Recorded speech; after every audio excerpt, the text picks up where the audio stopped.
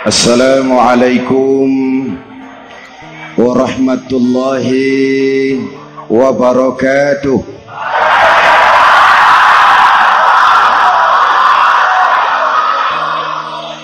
Alhamdulillahi rabbil alamin, wassalatu wassalamu ala ashrafil mursalin sayyidina wa maulana Muhammadin wa ala alihi wa sahbihi ajmain, amma ba'du. Para ulama yang saya muliakan, hadirin hadirat ma'asyiral muslimin yang saya cintai, banyak kita alami perubahan-perubahan yang terjadi, baik perubahan yang menyangkut sosial budaya, lebih-lebih yang menyangkut sosial politik. Yang tidak banyak mengalami perubahan adalah sosial ekonomi. Bahkan angka kemiskinan kita naik menjadi 3/5 dari total penduduk kita hidup di bawah garis kemiskinan, dan 20% diantaranya miskin mutlak. Perubahan-perubahan yang terjadi menyadarkan kita kepada kebenaran Al-Quran ketika Allah menyatakan wa tilkal ayyamu nudawiluha bainan nas. Hari itu kami putar di antara manusia. Ada saat datang, ada waktu pergi. Ada hari lahir, ada saat kembali, ada waktu dilantik, ada saat menyerahkan jabatan. Hari kami putar di antara manusia dan hidup cuma sekadar menunggu giliran. Soalnya kemudian di tengah perubahan-perubahan yang terjadi begitu cepat, what must we do now?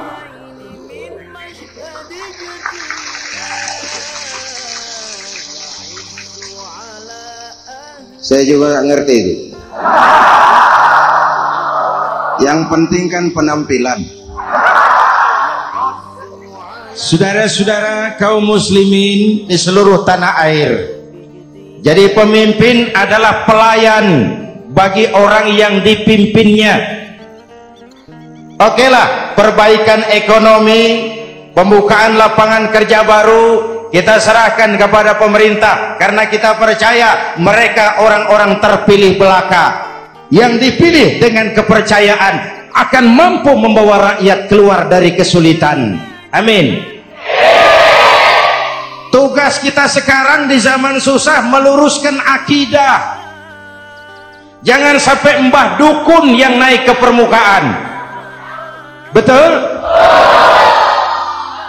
Islam misinya yang pertama membebaskan manusia dari kemusyrikan. 13 tahun Rasul berjuang di Mekah, menanamkan akidah, meluruskan keyakinan, membentuk iman. 13 tahun membebaskan manusia dari belenggu kemusyrikan. 13 tahun menanamkan la ilaha illallah Muhammadur Rasul dengan seluruh konsekuensinya. Kalau saya yakin tidak ada Tuhan selain Allah, saya tidak akan minta tolong kecuali hanya kepada Allah. Saya tidak akan pernah takut kecuali hanya kepada Allah. Saya tidak akan menggantungkan hidup kecuali hanya kepada Allah. Saya tidak akan minta rizki kecuali hanya kepada Allah. Saya tidak akan melarikan persoalan kecuali hanya kepada Allah. Kalau konsekuen dengan keyakinan ini, mbah dukun nggak dapat tempat.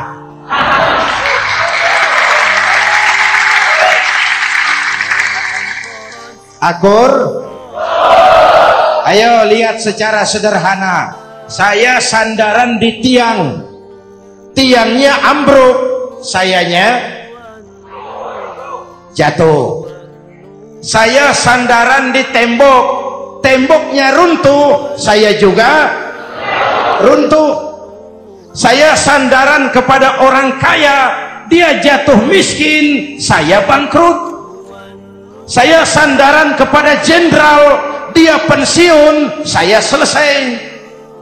Tapi kalau saya sandaran hanya kepada Allah, Allah tidak akan pernah miskin, Allah tidak akan pernah lumpuh, Allah tidak akan pernah terpuruk, dan Allah tidak akan pernah berkurang kekuasaannya.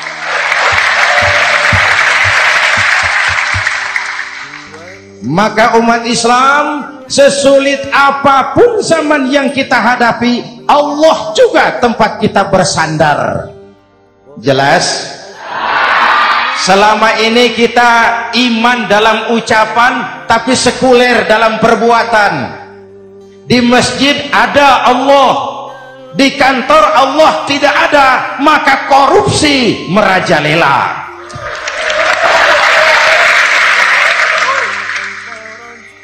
Di masjid ada Allah, di pasar Allah tidak ada, maka timbangan tetap curang.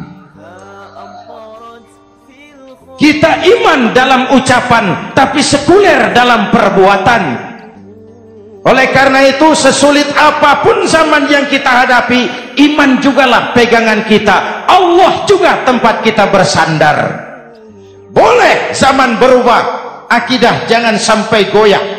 Karena iman kita hidup, untuk iman kita berjuang, dan dalam iman kita ingin kembali menghadap Allah Subhanahu. Selama ini manusia Indonesia kita lebih banyak diisi otaknya, hati sering kosong, agama dangkal, akidah rapuh, moral rendah. Memang kemudian muncul banyak orang-orang pintar, cuma sayang tidak benar.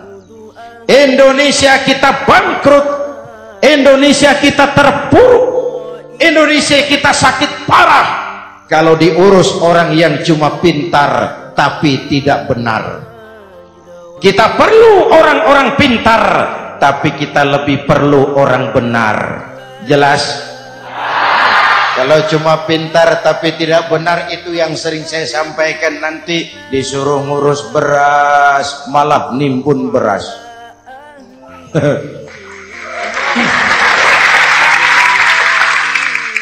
Disuruh ngurus laut malah jadi bajak laut. Disuruh ngurus hutan rame-rame jadi orang hutan. Jutaan hektar hutan Indonesia kita ini merupakan kekayaan sumber daya alam kita yang harus digunakan bagi sebesar-besar kemaslahatan rakyat. Yang disuruh ngurus hukum malah bikin hukum seperti pisau, tajam ke bawah, tumpul ke atas. Jangan heran lalu di masyarakat muncul street justice, pengadilan jalanan, sebagai refleksi dari ketidakpuasan melihat sikap hukum yang sangat berpihak. Kalau yang kecil salah, hukum cepat-cepat ditegakkan.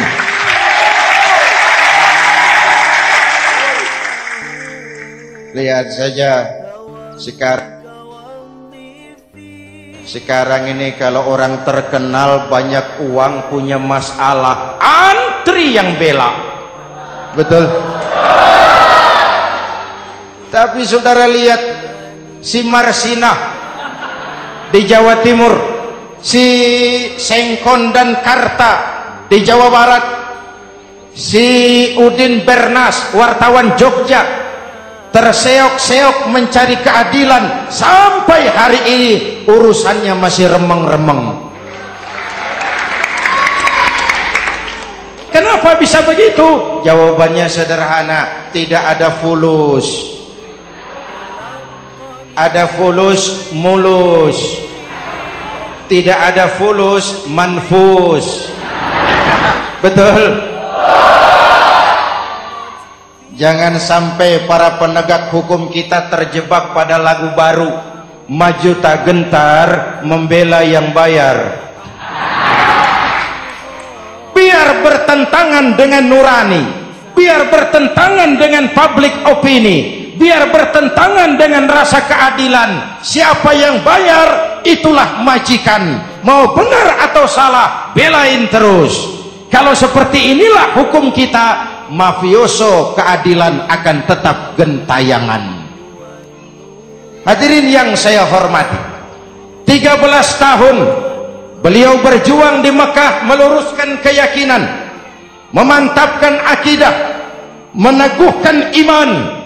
Dari situ segalanya dimulai, dan ke situ segalanya akan menuju. Intan paling mahal, mutiara paling berharga, tidak lain adalah nilai-nilai keimanan. Kalau itu sudah tergadai, apalagi yang bisa kita banggakan dalam kehidupan ini? Kita merasa harta kita berharga, belum ada artinya ketimbang iman. Kedudukan kita punya nilai pun belum ada artinya ketimbang dengan nilai-nilai keimanan. Itu intan paling mahal, itu mutiara paling berharga. Harta baru ada manfaatnya kalau dilandasi dengan iman. Jabatan dan kedudukan baru terasa gunanya kalau dilandasi dengan keimanan. Kalau jabatan lepas dari iman, yang akan lahir Fir'aun baru. Jelas? Kalau harta terlepas dari iman, yang akan muncul adalah konglomerat korun. Kalau ilmu pengetahuan terlepas dari nilai dasar keimanan, maka yang akan muncul adalah ilmuwan pelacur yang menyalahkan yang benar, membenarkan yang salah untuk kepentingan pribadi. Dan kondisi seperti itu tidak akan membuat kita makin sehat. Oleh karena itu, pada kesempatan ini, pesan pertama saya, menghadapi zaman susah, tetap jaga akidah, tetap pelihara keyakinan. Kesulitan bukan untuk ditakuti, untuk diatasi. Hidup adalah kerja keras, bukan keajaiban. Perubahan tidak akan datang hanya dengan simsalabim abragadabra. Perubahan tidak akan muncul hanya dengan berandai-andai. Perubahan tidak akan turun dari langit seperti turunnya embun di waktu malam.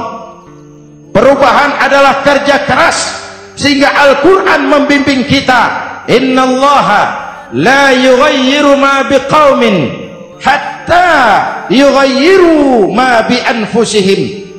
Allah tidak akan mengubah keadaan suatu bangsa kalau mereka tidak mau mengubah apa yang ada di dalam diri mereka. Yang ada di dalam diri itu rule of thinking, state of mind, cara kita berpikir, cara kita memandang kehidupan, cara kita mengatasi persoalan. Hadirin yang saya hormati, inilah iman. Berangkat dari ini kita menyadari ini ujian buat kita rakyat. Dan kita rakyat Indonesia ini kalau sama susah sih sudah kenyang. Ya Pak? Ya Pak? Kita ini sebagai bangsa mengalami apa yang disebut oleh Bung Karno up and down, naik turun, timbul tenggelam, pasang surut. 350 tahun dijajah oleh Belanda, kita susah. Berangkat Belanda masuk Jepang, susah lagi. Pergi Jepang, datang nikah, susah lagi. Lalu kita merdeka, dirongrong oleh berbagai pemberontakan, susah lagi. Makan bulgur, antri minyak. Lalu PKI berontak, susah lagi. Muncul orde baru, lama-lama susah lagi.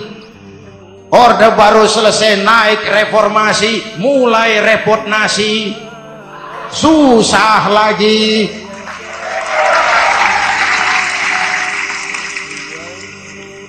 Kalau susah kita ini sudah akrab, sudah intim. Mestinya kalau sudah susah seperti itu, jangan salah sikap menyikapi kesusahan. Jangan sampai kita potong kompas, ambil jalan pintas, terjebak menghalalkan segala cara. Itu tidak akan menguntungkan, itu tidak akan menyelesaikan. Kalaupun selesai, nampaknya penyelesaian sesaat, dan penyelesaian sesaat bukan penyelesaian yang sebenarnya. Karena itu tetaplah dalam koridor keimanan. Boleh zaman berubah, akidah jangan sampai goyah.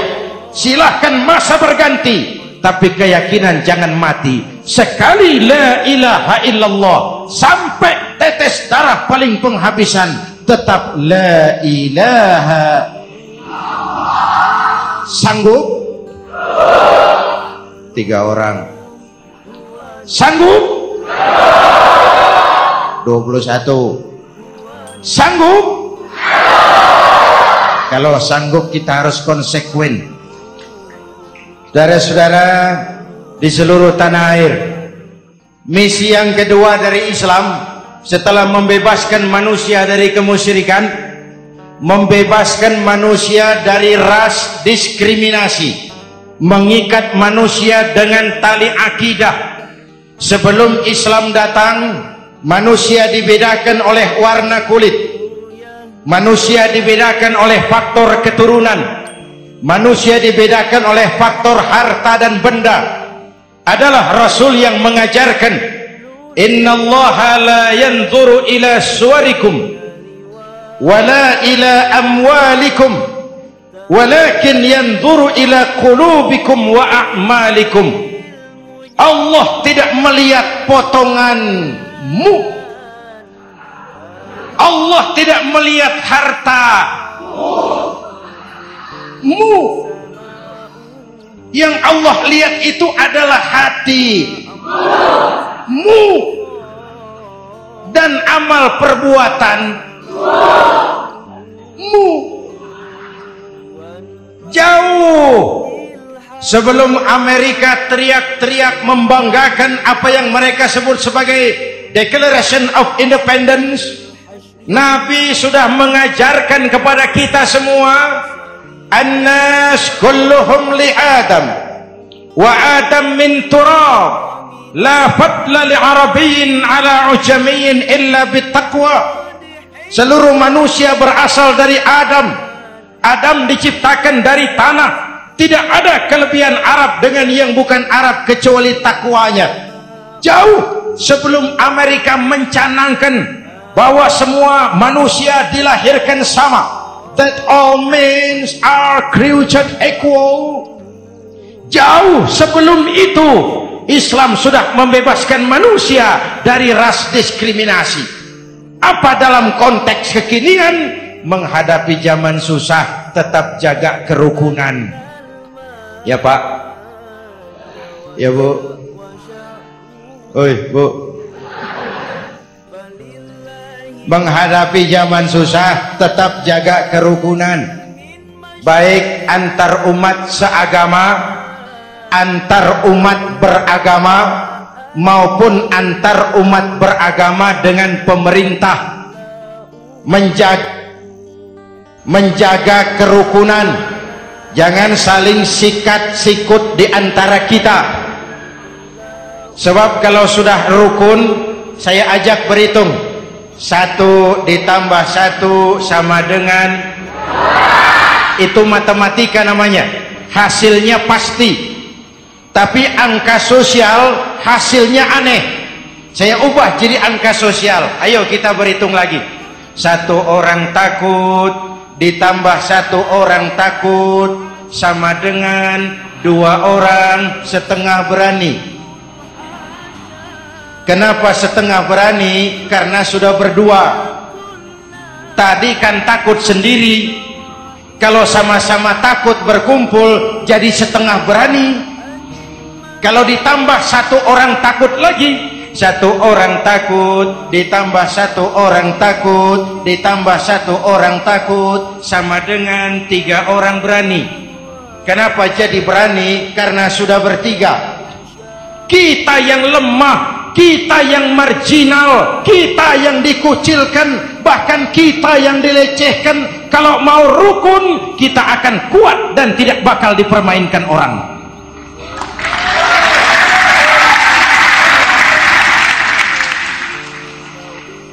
Tapi kalau rukunnya yang satu mau menikam yang lain, saya ajak berhitung lagi. Yuk berhitung yuk. 1 ekor ayam ditambah 1 ekor musang sama dengan 1 ekor musang. Kemana ayamnya? Dimakan musang. Betul nggak nih hitungan? Ayo kita hitung lagi. 1 ekor ayam ditambah 1 ekor musang sama dengan 1 ekor musang. Kemana ayamnya? Dimakan musang. Jadi kalau kita suka kumpul dengan orang yang mau makan kita, selesailah kita.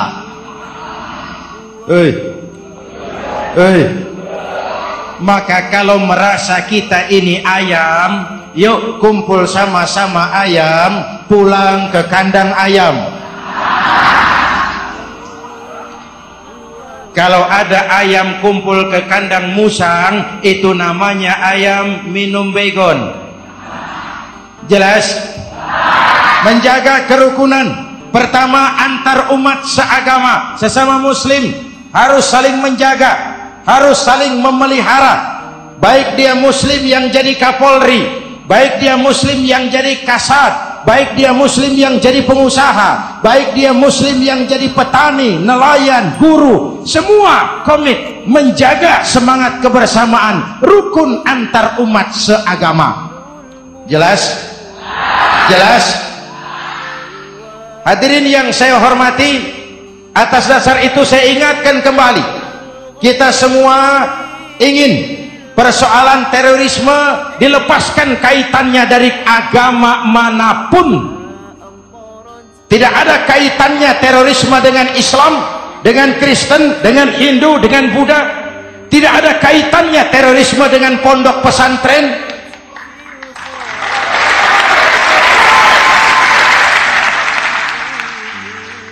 Jangan sampai pesantren jadi kambing hitam. Karena sejak zaman penjajahan, pesantren sudah terbukti memberikan kontribusi bagi perjuangan memerdekakan rakyat Indonesia. Rukun antar umat seagama. Yang kedua, rukun antar umat beragama. Islam ini rahmatan lil.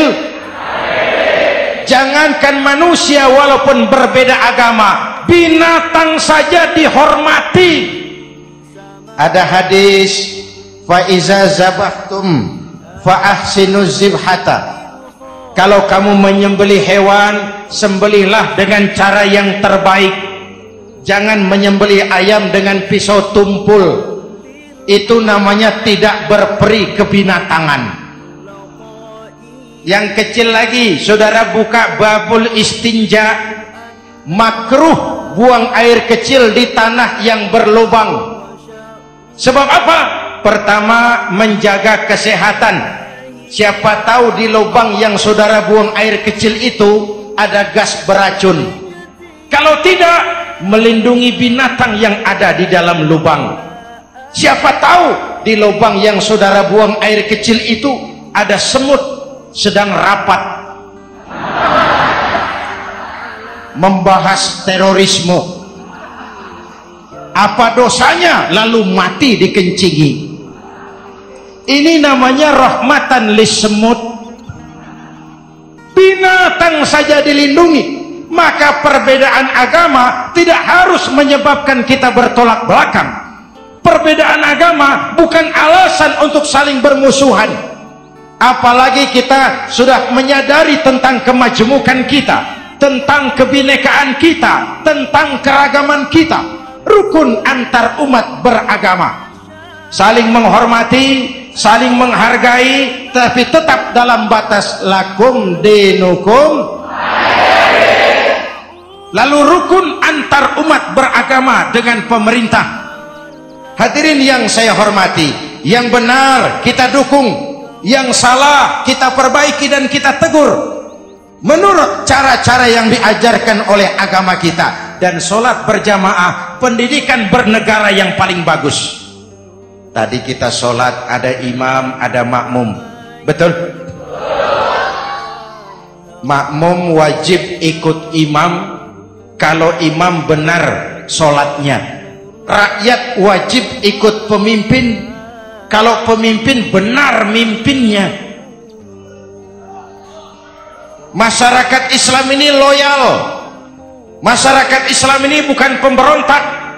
Masyarakat Islam ini taat dan setia. Kapan? Kalau imamnya benar. Imam takbir, makmum. Imam ruku, makmum. Imam i'tidal, makmum.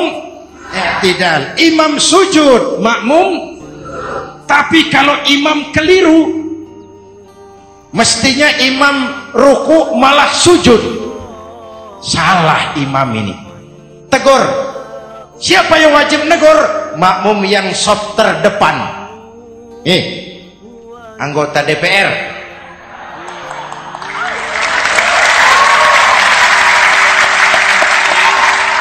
Ini wakil-wakil makmum ini, saf di depan ini. Kalau imam keliru, mereka paling tahu. Ngomong. Tegur. Bagaimana negurnya? Ada aturan main. Mestinya ruku, imam sujud. Salah ini imam. Subhanallah. Kan begitu negurnya. Betul? Tidak boleh juga imam keliru, makmum emosi. Main pegang. Woi, makmum salah. Hoi, hoi. Kacau sholat. Betul? Anggota dewan ini, saf di depan. Itu kalau imam keliru. Satu saat imam buang angin. Namanya manusia bisa buang angin toh. Apa makmum lalu berkata, demi kesetiaan saya kepada imam, imam buang angin, saya lebih keras lagi. Itu namanya fanatisme buta, loyalitas yang goblok. Imam buang angin, minggir. Iyyaka na'budu wa iyyaka nasta'in. Sampai situ imam buang angin, minggir imam. Lalu saf yang di depan maju. Tidak usah bikin sholat baru, teruskan pekerjaan imam. Ihdinas siratal mustaqim. Teruskan. Kenapa? Kalau bikin sholat baru lagi, nanti buang angin lagi. Bikin lagi sholat. Kapan selesainya sholat? Kapan selesainya membangun negara ini? Yang penting imam tahu diri, buang angin, minggir.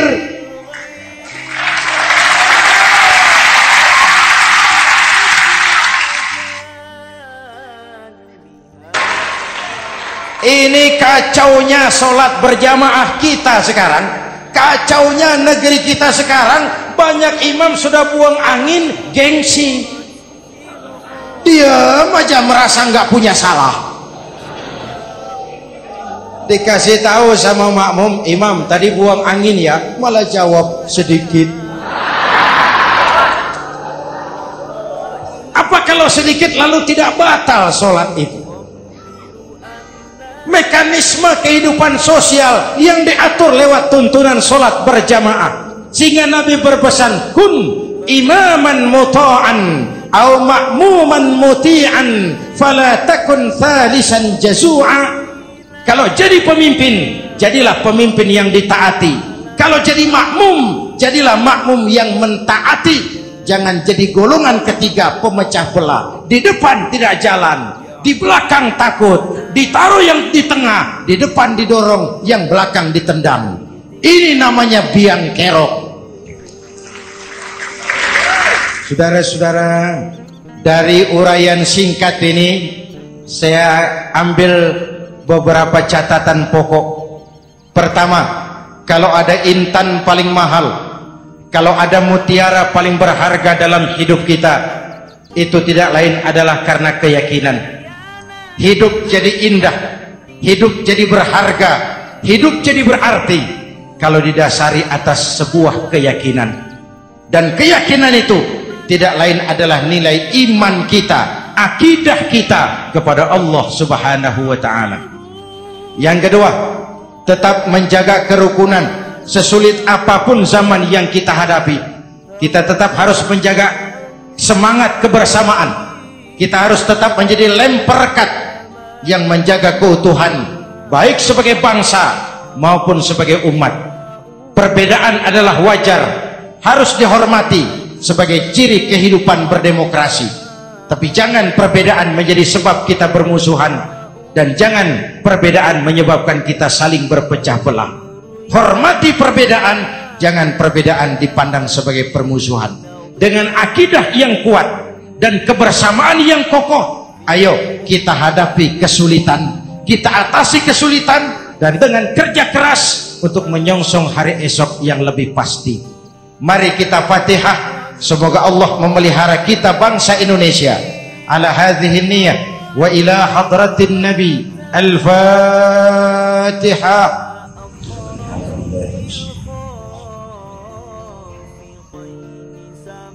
Iyyaka na'budu wa iyyaka nasta'in. Shiratal mustaqim. Shiratal ladzina an'amta 'alaihim.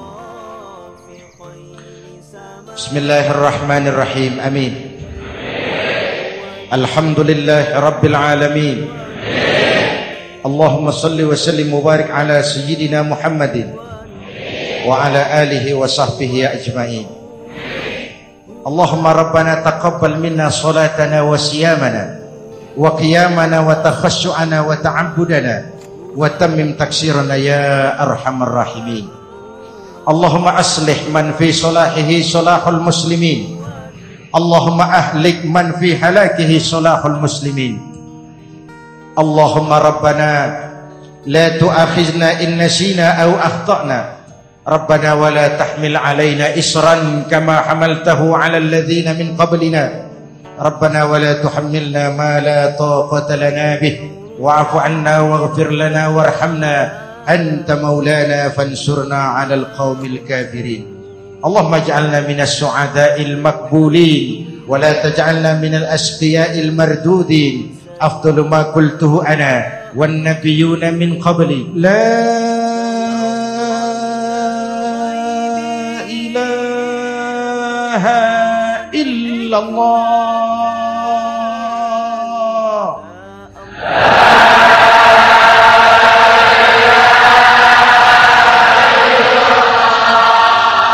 La ilaha illallah.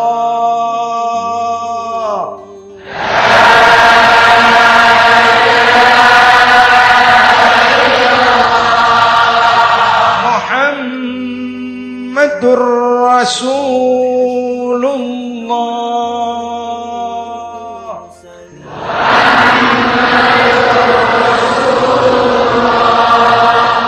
Sallallahu alaihi wa alihi wa sallam. Kalimatu haqqin 'alaiha nahya wa 'alaiha namu wa 'alaiha wa biha nub'atsu insyaallah minal aminin minal aminin minal aminin rahmatika ya arhamar rahimin.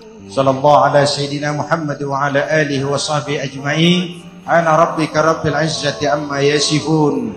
Salamun alal mursalin. Walhamdulillah rabbil alamin. Jumpa lagi di lain kesempatan insyaallah. Wassalamualaikum warahmatullahi wabarakatuh.